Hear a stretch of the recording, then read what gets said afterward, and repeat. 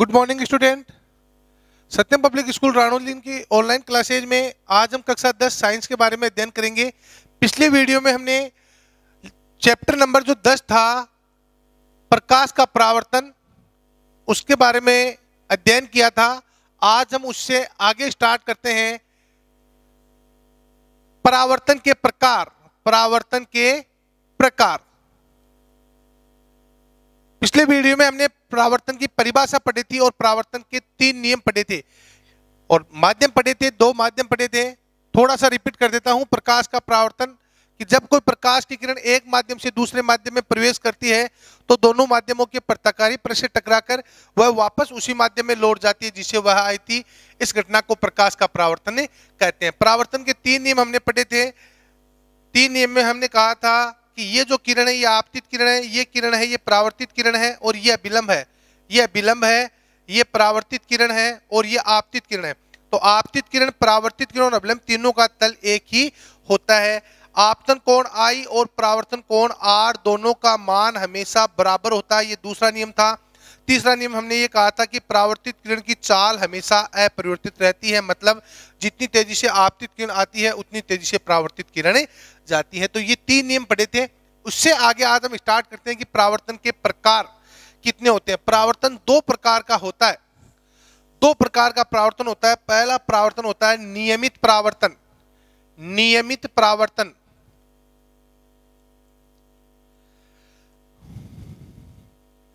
जब प्रकाश की किरणें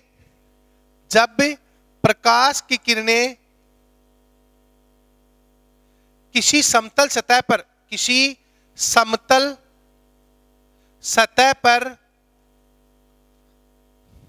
आपतित होती है तो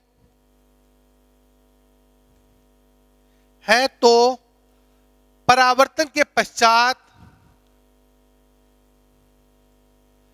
सभी किरणें निश्चित दिशा में गमन करती है। निश्चित दिशा में गमन करती है। यह आपकी परिभाषा है नियमित परावर्तन की। जब प्रकाश की किरणें किसी समतल सतह पर आपतित होती है, गिरती है, तो परावर्तन के पश्चात सभी किरणें होती है वो एक निश्चित दिशा में गमन करती हैं। इसका डायग्राम बना के देखिए तो ये कोई एक समतल सतह है। अगर प्रकाश की किरणें यहां आपतित होती है, ये प्रकाश की किरणें समतल सतह पर आपतित होती है, तो जब इनका परावर्तन होगा तो सभी किरणें एक निश्चित दिशा में गमन करती है। यह घटना क्या कहलाती है? प्रकाश का परावर्तन कहलाती है। कि जब प्रकाश की किरणें किसी समतल सतह पर आपतित होती है तो अब परावर्तन के पश्चात सभी किरणें निश्चित दिशा में गमन करती है। इस घटना को नियमित परावर्तन कहते हैं। ये जो किरणें हैं ये आपतित किरणें हैं, समतल सतह पर पड़ी है और परावर्तित होने के पश्चात चारों की चारों निश्चित दिशा में गई है। यह घटना कहलाती है नियमित परावर्तन। इसका ठीक विपरीत दूसरा आता है विसरित परावर्तन। उसमें क्या होता है कि जब प्रकाश की किरणें किसी असमतल सतह पर आपतित होती है तो परावर्तन के पश्चात सभी अलग अलग दिशाओं में गमन करती है। ये दूसरी घटना कहलाती है विसरित परावर्तन। उसका डायग्राम बना के देखते हैं तो इसके नीचे बना देता हूं मैं। यहाँ पे ये कोई असमतल सतह है, प्रकाश की किरणें यहां आपतित होगी तो ये किरणें क्या होगी, अलग अलग सतह जाएगी। ये इधर चली गई, ये इधर चली गई, ये फिर ऊपर चली गई, ये सीधी ऐसे चली गई। ये घटना कहलाती है प्रकाश का विसरित परावर्तन। तो दूसरा नियम पढ़ते हैं। विसरित परावर्तन क्या होता है? विसरित परावर्तन ये परावर्तन का दूसरा प्रकार है कि जब प्रकाश की किरणें किसी असमतल सतह पर आपतित होती है तो परावर्तन के पश्चात सभी किरणें अलग अलग दिशा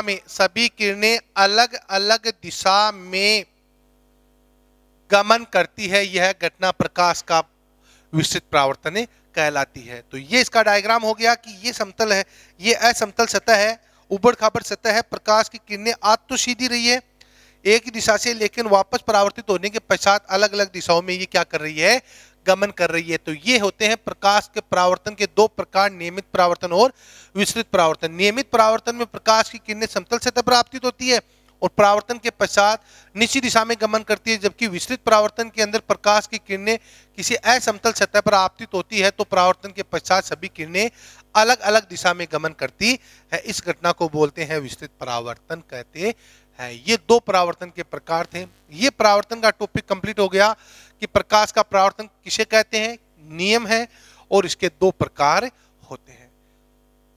परिभाषा आ गई, नियम आ गए और तीसरा टॉपिक क्या गया, इसके प्रकार। तो अगर ये बड़ा क्वेश्चन भी पूछ सकता है कि प्रकाश का परावर्तन किसे कहते हैं, इसके नियम लिखते हुए इसके प्रकारों को समझाइए। अगर ऐसा क्वेश्चन पूछता है तो ये 1+2+2 का हो जाता है 5 नंबर का।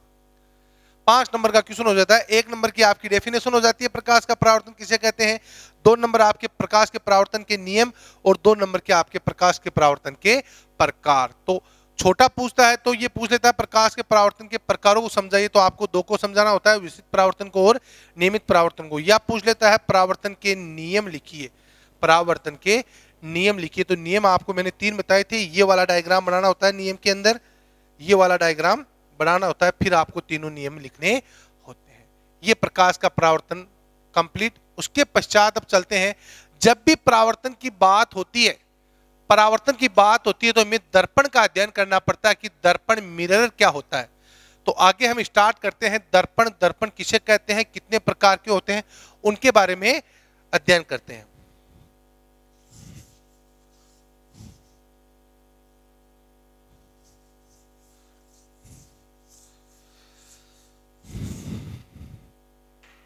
दर्पण परिभाषा कहें तो कह सकते हैं कि दर्पण को एक खोखले गोले का भाग माना जाता है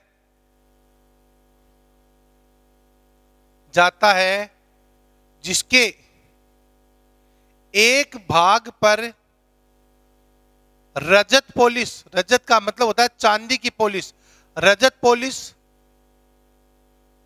होती है, जबकि दूसरा भाग परावर्तक पृष्ठ के रूप में कार्य करता है। यह डेफिनेशन है इसकी कि दर्पण को एक खोखले गोले का भाग माना जाता है जिसके एक भाग पर रजत पॉलिश की हुई होती है और दूसरा भाग परावर्तक पृष्ठ के रूप में कार्य करता है। अगर डायग्राम बनाए तो ये एक खोखला गोला है, इस खोखले गोले को मैं यहां से काटूं ऐसे, तो यहां से काटने पर मेरे को संरचना ये मिल रही है। अगर मैं इसको यहां से काटता तो संरचना ये आ रही है, अगर मैं इसको यहां से काटता तो संरचना ये आ रही है, यहां से कट करता तो संरचना ये आती है। किसी से भी भाग से कट कर लगा लो, ऐसी स्थिति आएगी। तो दर्पण को खोखले गोले का भाग माना गया है जिसके एक भाग पर रजत पॉलिश। अब इसके दो भाग है, ये अंदर वाला भाग है, ये बाहर वाला भाग है। इसको अंदर दसा हुआ भाग कह सकते हो, इसको उभरा हुआ भाग कह सकते हो। इसकी बात करें तो ये अंदर दसा हुआ भाग है, ये उभरा हुआ भाग है। इसकी बात करें, ये अंदर दसा हुआ रहा, ये उभरा हुआ, ये अंदर दसा हुआ, ये उभरा हुआ। तो दो भाग होते हैं, एक अंदर दसा हुआ होता है, एक उभरा हुआ होता है। इन दोनों में से एक पर चांदी की पॉलिश होती है, रजत पॉलिश होती है। मान लो फॉर एग्जांपल इस पर, यहां पर मैं रजत पॉलिश कर दूं, चांदी की पॉलिश कर दूं, तो ये दूसरा भाग है, ये अपने आप किसका कार्य करेगा, परावर्तक पृष्ठ का कार्य करेगा। दो भाग है, एक भाग पर रजत पॉलिश की हुई है जो परावर्तक पृष्ठ का कार्य करता है और दूसरा भाग है उस पर रजत पॉलिश। इधर बात करें, अगर इस भाग पर रजत पॉलिश कर दे तो ये वाला भाग किसका कार्य करेगा, परावर्तक पृष्ठ का कार्य करता है। तो परिभाषा ध्यान रखना कि दर्पण को एक खोखले गोले का भाग माना जाता है जिसके एक भाग पर रजत पॉलिश की हुई होती है और दूसरा भाग परावर्तक पृष्ठ के रूप में कार्य करता है। ये आपका दर्पण है, एक भाग पर रजत पॉलिश होती है, दूसरा भाग किसका कार्य करता है, परावर्तक पृष्ठ का कार्य करता है। फिर बात करें गोलीय दर्पण की। दर्पण के पश्चात गोलीय दर्पण की सिंपल सी परिभाषा है कि वह दर्पण जिसका परावर्तक पृष्ठ, वह दर्पण जिसका परावर्तक पृष्ठ गोलीय हो उसे गोलीय दर्पण कहते हैं। वह दर्पण या वे दर्पण कह सकते हो, वे दर्पण जिसका परावर्तक पृष्ठ गोल हो, उन्हें क्या कहते हैं? गोलीय दर्पण कहते हैं। और ये गोलीय दर्पण कितने प्रकार के होते हैं? प्रकार, ये दो प्रकार के होते हैं। पहला होता है अवतल दर्पण और दूसरा होता है उत्तल दर्पण। गोलीय दर्पण कितने प्रकार के?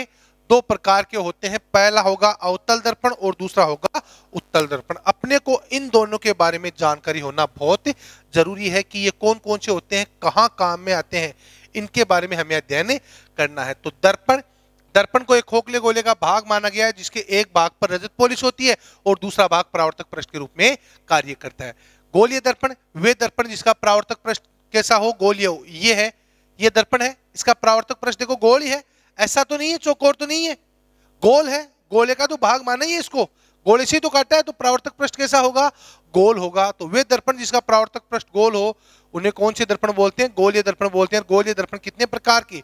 दो प्रकार के होते हैं, अवतल दर्पण और उत्तल दर्पण। अपने काम की ये चीज है कि अवतल दर्पण क्या होते हैं और उत्तल दर्पण क्या होते हैं, इनके बारे में हमें अध्ययन करना है। सबसे पहले बात करते हैं अवतल दर्पण की।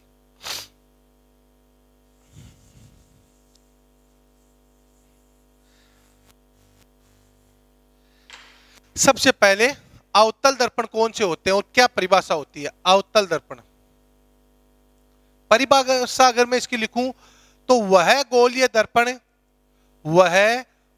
दर्पण जिसका अंदर धसा हुआ भाग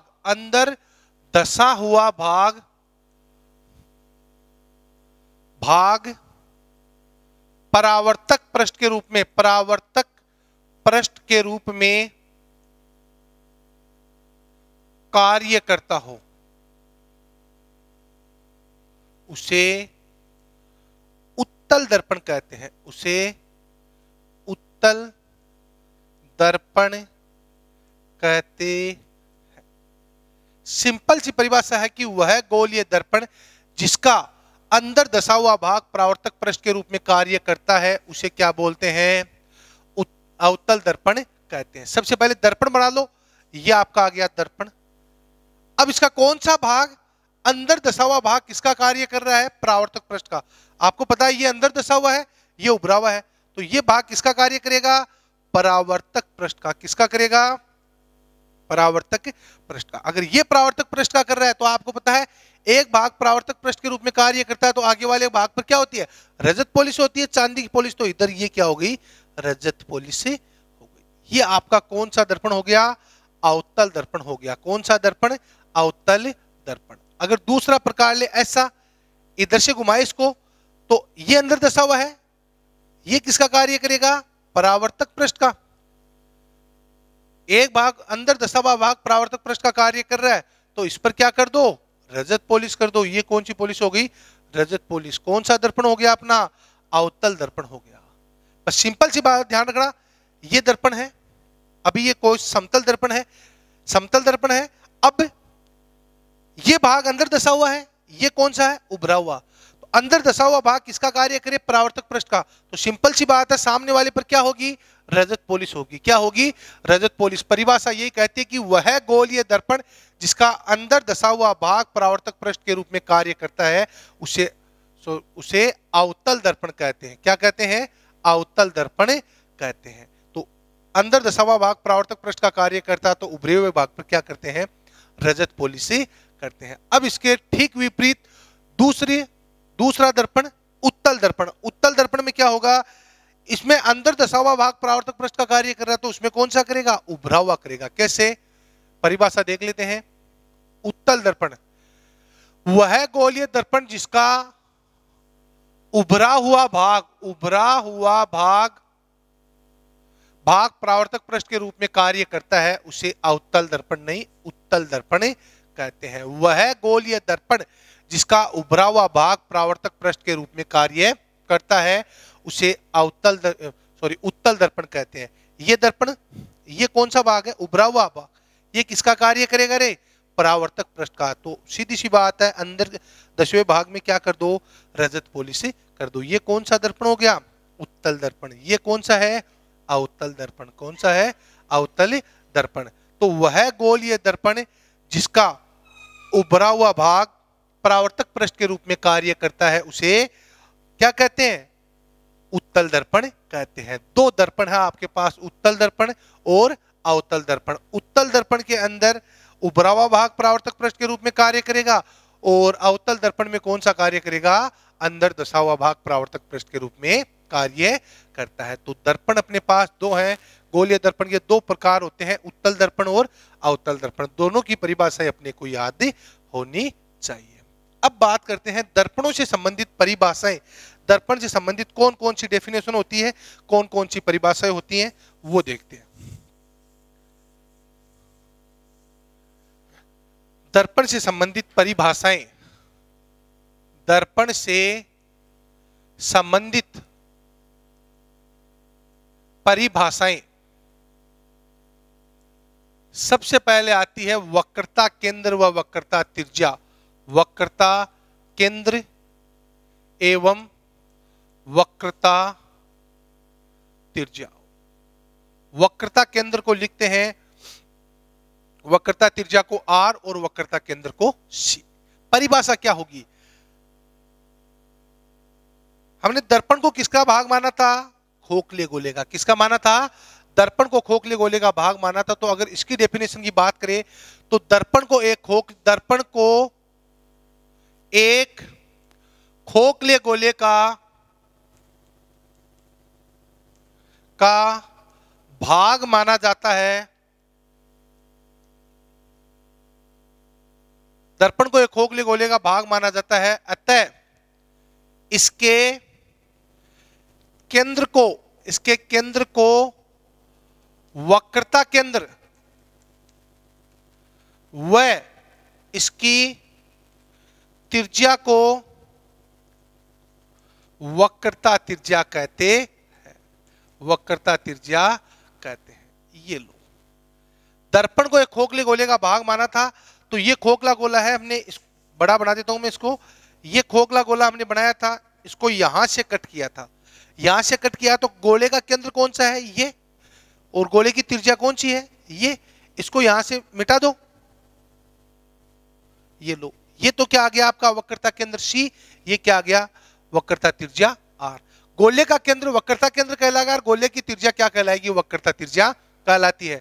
तो सिंपल सी परिभाषा है कि दर्पण को एक खोखले गोले का भाग माना जाता है। अतः इसके केंद्र को वक्रता केंद्र और इसकी त्रिज्या को वक्रता त्रिज्या R कहते हैं। ये अपनी पहली डेफिनेशन है, वक्रता केंद्र और वक्रता त्रिज्या। दूसरी आती है ध्रुव, जिसको इंडिकेट करते हैं P से। ध्रुव किसे कहते हैं? कि दर्पण के मध्य बिंदु को ध्रुव P कहते हैं। सिंपल शब्दों में परिभाषा ये है, दर्पण ये है आपका, इसका मध्य बिंदु कौन सा आ गया? ये क्या कहलाएगा? P। सिंपल शब्दों में परिभाषा कहो तो दर्पण के मध्य बिंदु को ध्रुव P कहते हैं। दर्पण के मध्य बिंदु को ध्रुव P कहते हैं। अगर थोड़ी इसकी बड़ी करो तो कह सकते हो कि दर्पण का वह मध्य बिंदु जहां पर वक्रता त्रिज्या आकर मिलती है उसे क्या कहते हैं? ध्रुव कहते हैं। तो दोनों में से कोई सी आपको जो अच्छी लगे कि दर्पण के मध्य बिंदु को ध्रुव कहते हैं। दर्पण का वह मध्य बिंदु जहां पर मुख्य अक्ष या वक्रता त्रिज्या आकर मिलती है उसे ध्रुव कहते हैं। तीसरी परिभाषा हो गई अपनी मुख्य अक्ष। तीसरी परिभाषा है मुख्य अक्ष।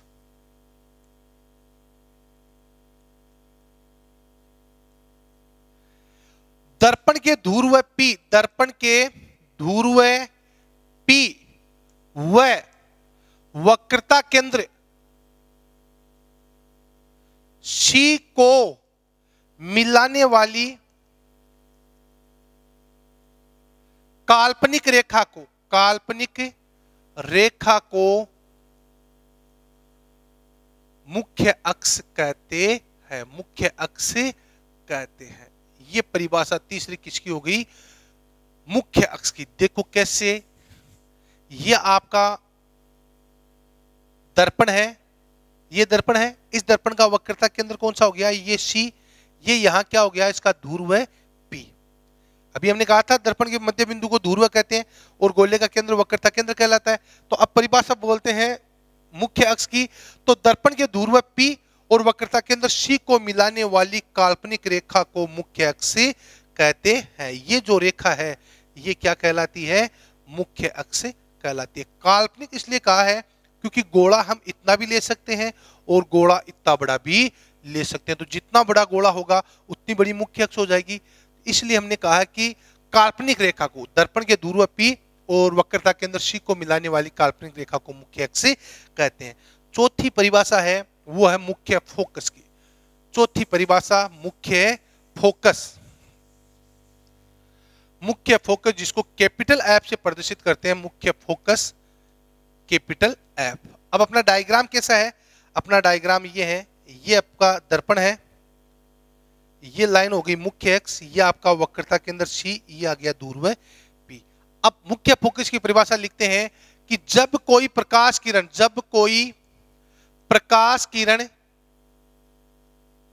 मुख्य अक्ष के समांतर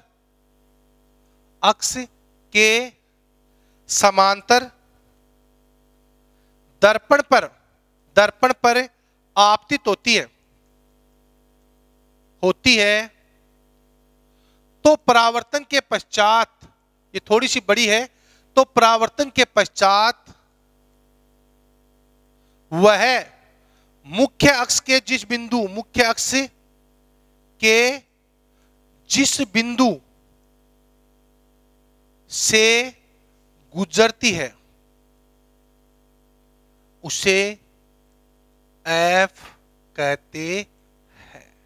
परिभाषा को समझने की कोशिश करो कि जब कोई प्रकाश की किरण मुख्य अक्ष के समांतर, ये पहला पॉइंट है, मुख्य अक्ष कौन सा है? ये, इसके समांतर अगर कोई प्रकाश की किरण दर्पण पर आपतित होती है, आपतित का मतलब समांतर आई, सीधी आपतित हो रही है, आपतित होने के परावर्तन के पश्चात वह मुख्य अक्ष के, ये रहा मुख्य अक्ष के जिस बिंदु से गुजरती है वो बिंदु क्या कहलाता है? मुख्य फोकस कहलाता है। सिंपल सी परिभाषा है कि जब कोई प्रकाश की किरण मुख्य अक्ष के समांतर दर्पण पर आपतित होती है तो परावर्तन के पश्चात मुख्य अक्ष के जिस बिंदु से गुजरती है वह बिंदु क्या कहलाता है? एफ कहलाता है, मुख्य फोकस से कहलाता है। और लास्ट परिभाषा आपकी आती है फोकस दूरी की। सिंपल सी परिभाषा है फोकस दूरी, जिसको स्मॉल एफ कहते हैं। क्या कहते हैं? Small F. परिभाषा यह है कि दर्पण के ध्रुव P वह मुख्य फोकस एफ के जो बीच की दूरी होती है उसे फोकस दूरी कहते हैं। ध्रुव P वह एफ के बीच की दूरी क्या कहलाती है? फोकस दूरी कहलाती है। ये रहा आपका ध्रुव P, ये रहा आपका मुख्य फोकस, ये जो बीच की दूरी है ये क्या कहलाती है? फोकस दूरी कहलाती है। ये आपकी है दर्पण से संबंधित परिभाषाएं। तो देखो, सबसे पहले हमने देखा दर्पण खोखले गोले का भाग माना जाता है। उसके पश्चात हमने कहा कि गोलीय दर्पण में हमने ये कह दिया कि परावर्तक पृष्ठ कैसा होना चाहिए? गोल होना चाहिए। कितने प्रकार के होते हैं? 2 प्रकार के होते हैं। कौन कौन से? अवतल दर्पण, उत्तल दर्पण। अवतल दर्पण में अंदर दसा हुआ भाग परावर्तक पृष्ठ का कार्य करता है और उत्तल दर्पण में उभरा हुआ परावर्तक पृष्ठ का कार्य करता है। फिर दर्पण से संबंधित परिभाषा में पहली आ गई वक्रता केंद्र, वक्रता त्रिज्या की, दूसरी आ गई ध्रुव की, तीसरी आ गई आपकी मुख्य अक्ष की, चौथी मुख्य फोकस की और पांचवी आ गई फोकस से दूरी की। इससे आगे अब हम पढ़ेंगे कि अवतल दर्पण और उत्तल दर्पण के उपयोग, फिर प्रतिबिंब बनाने के नियम, फिर हम बनाएंगे प्रतिबिंब। ये काम देखेंगे हम। आज वीडियो नंबर 2 है। इससे आगे वाला जब भी वीडियो 3 आएगा उसके अंदर हम आगे का टॉपिक पढ़ेंगे। Thank you.